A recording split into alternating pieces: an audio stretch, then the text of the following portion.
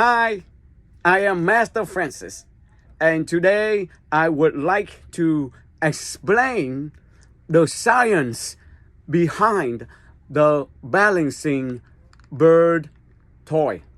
All right, so you see the way the bird spreads its wings, it is able to distribute its weight in such a way that it creates the center of gravity right below the beak. You see, that's the center of gravity. All right. Voila. Amazing.